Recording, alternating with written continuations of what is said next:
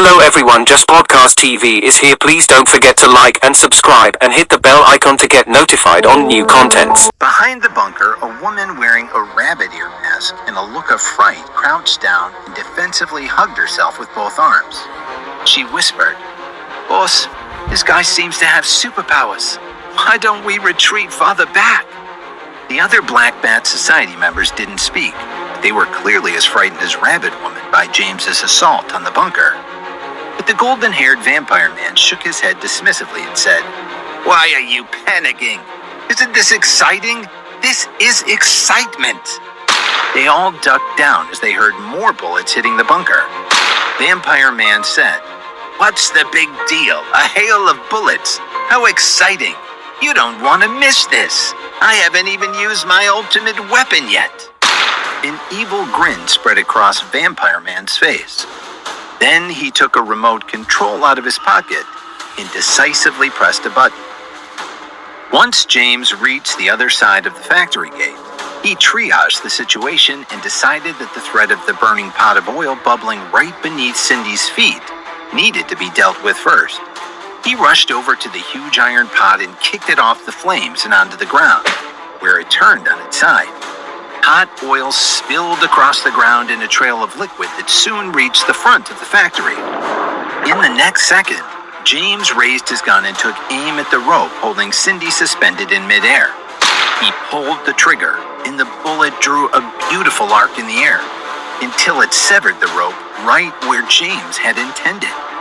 Cindy began to fall through the air. Even though her body was plummeting fast, she'd been caught up in the exchange of gunfire and the threat of the burning cauldron for so long that she didn't scream in fear. James had already swung the gun across his back and was jumping high into the air. He deftly caught Cindy in his arms in midair, and then they landed together firmly on the ground. It all happened in the blink of an eye, and James's movements were as smooth as flowing water. He never once hesitated. His judgment proved to be precise, and the abilities he demonstrated were incredible. The moment he'd caught her, James had turned unusually gentle. He said to her reassuringly, "Cindy, don't be afraid. I've come to rescue you." In James's arms, Cindy felt as if she were leaning against a magnificent mountain. An unbelievable sense of security and peace filled her body. From the bottom of her heart, she'd never wanted James to come to her rescue since it would place him in great danger. At the same time, she'd never fully believed that James would, in fact, come to save her. Cindy glanced into his eyes, which were focused on the bunker. He was like an incredibly handsome hero in an action movie. Confident, nerves of steel, strong and charming. Cindy instantly fell in love with the man embracing her. James was too preoccupied to pay any attention to her emotions. He gently set her on her feet while hugging her tightly to his side with one arm. With his other arm, he was still shooting at the bunker. Suddenly, the doors of two enormous shipping containers positioned on either side of the factory slammed open with a bang, followed by bursts of violent panting coming from inside the containers. From James's experience on a deserted island and his special wilderness survival skills, he instantly knew that this kind of deep and heavy panting belonged to large, man-eating animals. James was immediately proven right when he saw a 500-pound black bear emerge from the container on the left. The bear was instantly attracted by James's gunshots. The enormous creature stood up to his full 6 feet and roared ferociously. Then the bear went back down on all fours and bounded toward James and Cindy like a gust of wind. James had no choice but to quickly retreat and stop firing at the Black Bat Society members hiding behind the bunker. Things only got worse from there. 5 vicious hyenas suddenly leapt out from the other container. Fast as lightning, the big cats surrounded James and Cindy in an instant. With bloodthirst in their eyes, they bared their teeth and growled. Vampire Man emerged from behind the bunker, took in the scene, and burst into laughter. Then he shouted, "My dear super player, how do you like this last game I prepared especially for you? Are you surprised?" Other members of the Black Bat Society came out of hiding at the same time and raised their guns, taking aim at James and Cindy.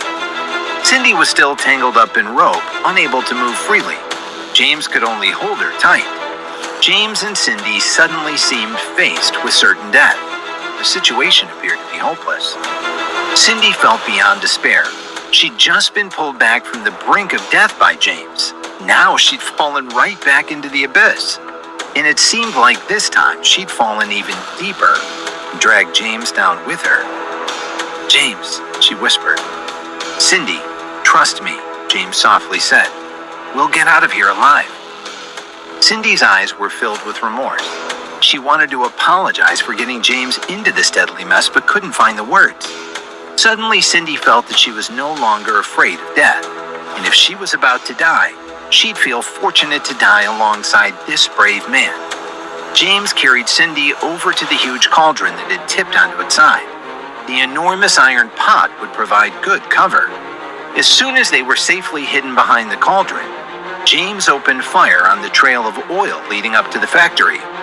The scorching bullets instantly set the oil on fire.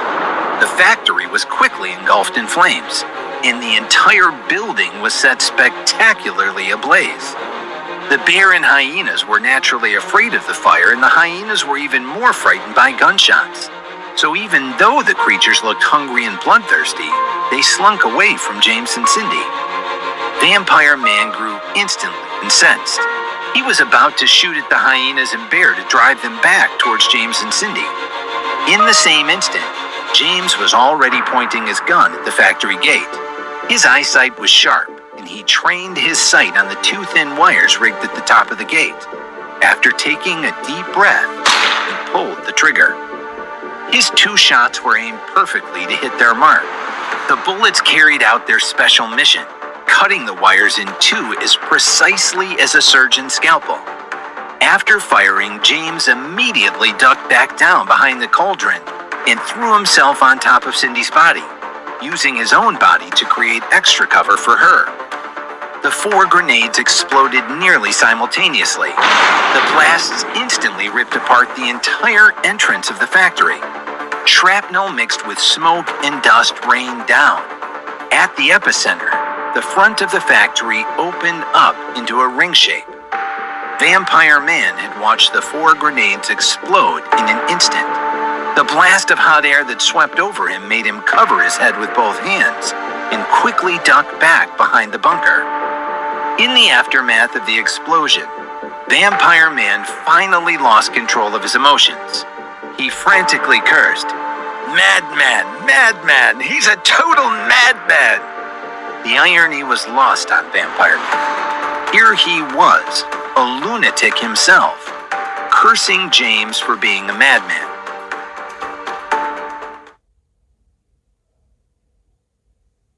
James felt dizzy from the impact of the sound waves created by exploding grenades, and the pressure in his ears was intense. He couldn't hear anything over the buzzing in his ears, but his other senses remained keenly alert. James knew that this was his one and only opportunity to save Cindy from the clutches of the Black Bat Society.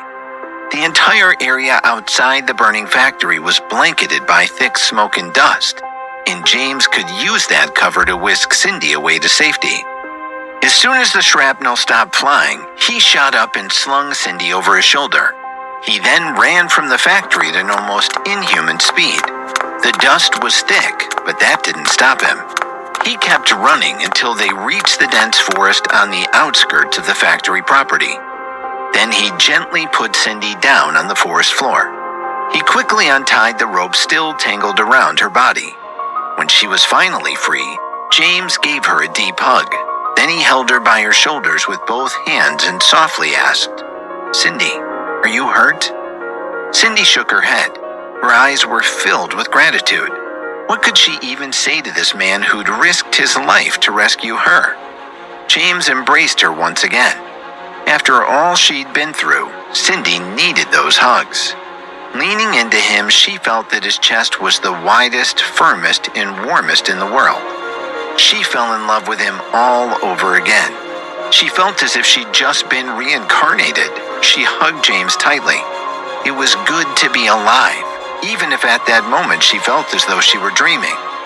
After comforting Cindy, James stood up and said, "Wait here for me. I still have some loose ends to tie up." "James, please don't go back there." Cindy sounded alarmed. She was extremely perceptive and had immediately known what he intended to do.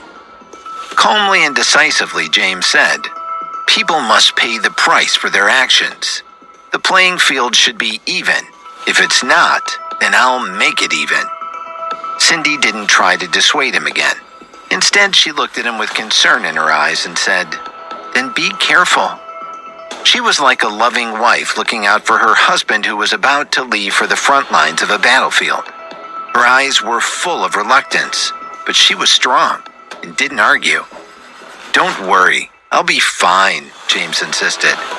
Then James turned and disappeared into the night. After James left, Cindy stood alone in the dark forest, but she felt no fear, because there was light in her heart.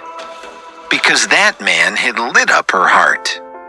She finally understood why Vanessa, Christy, and Katie, all beautiful and intelligent women, were so enamored with James.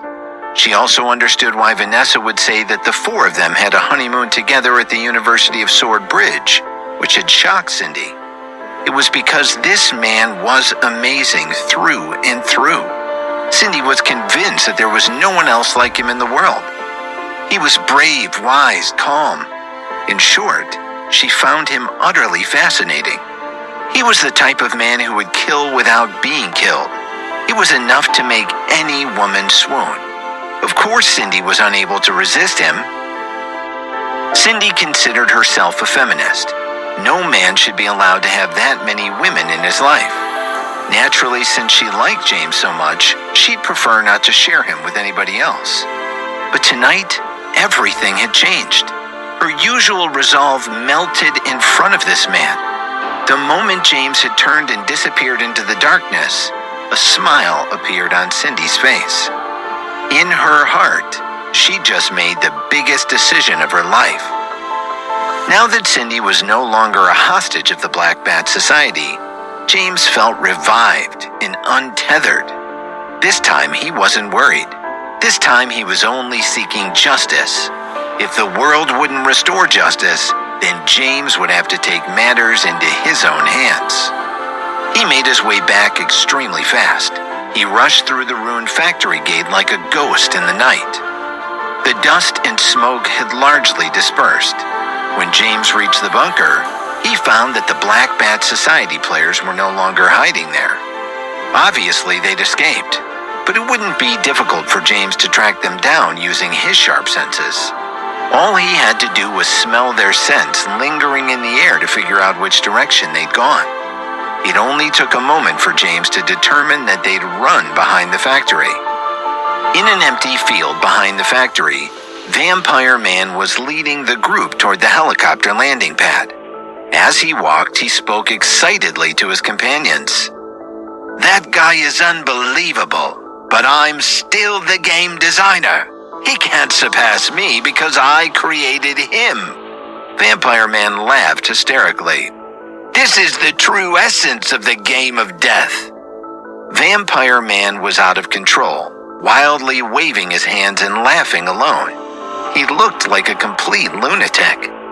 Even his loyal companions were looking at him strangely. Their boss had gone crazy. For the first time ever, they all felt that they'd come very close to death, and Vampire Man's behavior wasn't reflecting what everyone else was feeling. Even now, they were still stunned. But upon seeing the rescue helicopter coming in for a landing, they regained their spirits. "Marvelous, marvelous," shouted the woman in the rabbit mask. As soon as the helicopter touched down less than 20 yards away, everyone suddenly heard the heavy breathing of wild beasts surrounding them. The bear roared and the hyenas growled. These pampered people had never faced such ferocious beasts. Terrified, they rushed toward the helicopter all at once, screaming and yelling. What they didn't know was that this was only the beginning of their nightmare.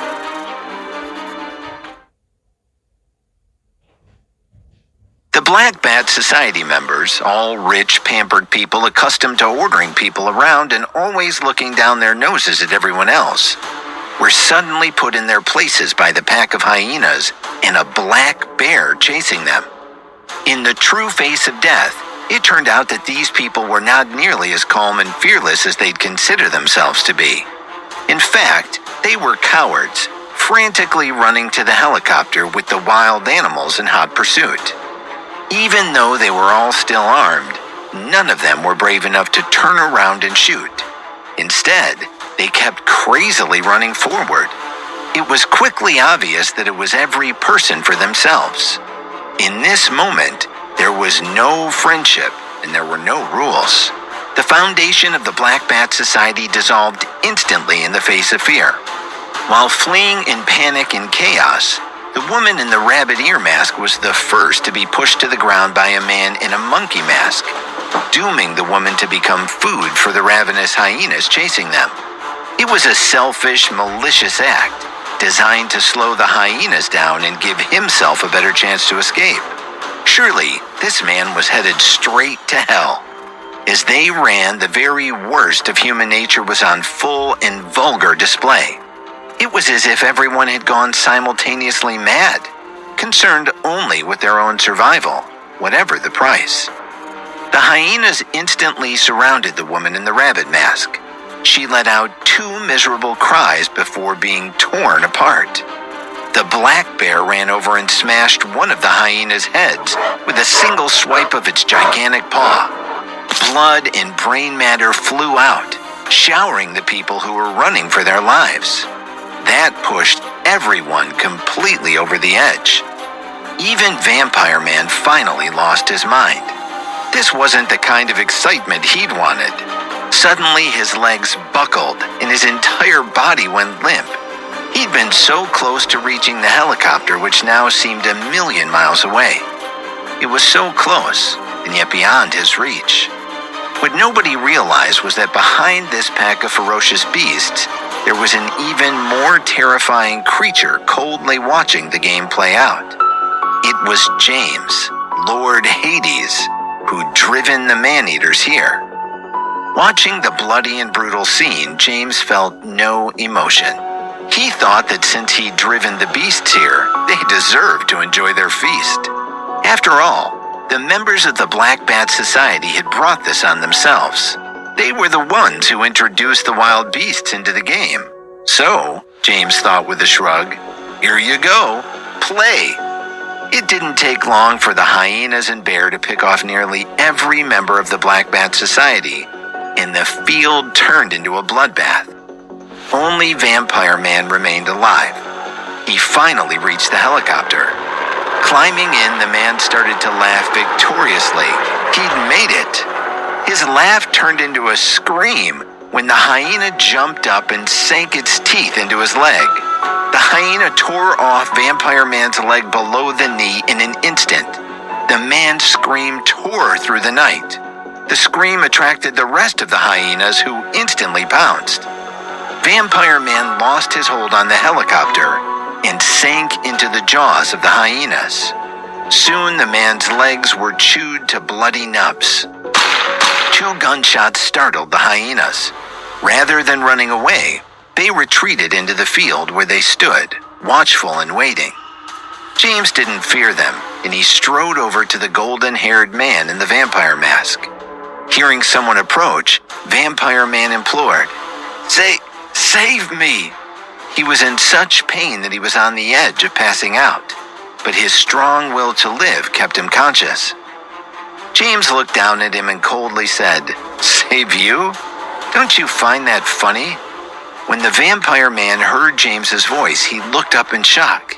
He sputtered, It's you! James grinned and said, Guess you didn't expect that you, the person best at playing games, would be killed by yourself in the end. A bit ironic, don't you think? The man protested, No, it's not like that. I won't die. I won't die. James stared at him for a moment, then glanced at the hyenas and Black Bear, who were patiently waiting from a distance. James grinned and walked away. Seeing James leave and knowing that the beasts were waiting a short distance away, Vampire Man panicked and hysterically shouted, "Shoot me! Come on, kill me! Kill me!" He knew James wouldn't save him. That was never going to happen. All he could hope for now was a quick death. James turned around and looked at him. Smiling coldly, he said, "You're not worthy." James continued to walk away. He didn't want dirt on his hands. As soon as James was out of sight, the hyenas seized the opportunity and stalked forward to finish the job. Soon, more screams filled the night. Who would have ever imagined that the leader of the Black Bat Society, the most infamous and fearsome organization of underground London over the past 2 years, would have his life extinguished in such a miserable and undignified manner? He was sent to hell by his own hungry hyenas.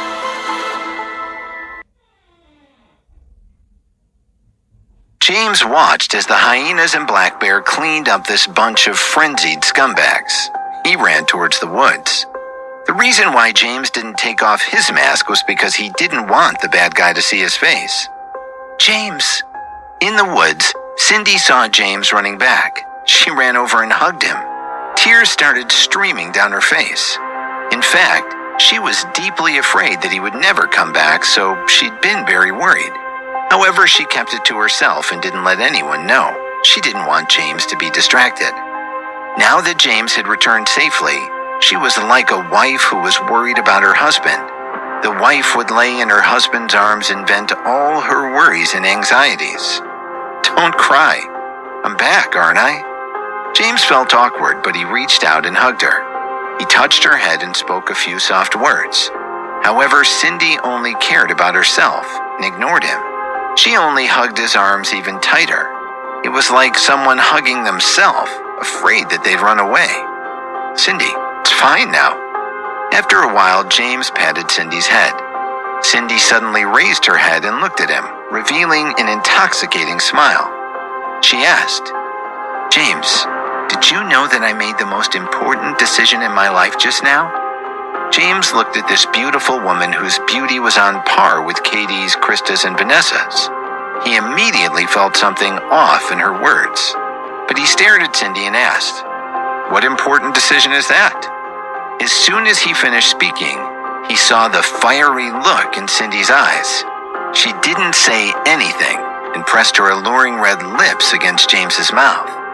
Her soft lips carried a fiery heat, emitting the fragrance of a tempting rose. In an instant, James's heart started beating wildly. There was an indescribable feeling between him and Cindy. At this moment, the wild beast in his body could no longer be suppressed. It caused him to put the threat that those 3 women posed to him to the back of his mind. James started to respond wildly. Her scent made him intoxicated, and a soft fragrance drifted in the air.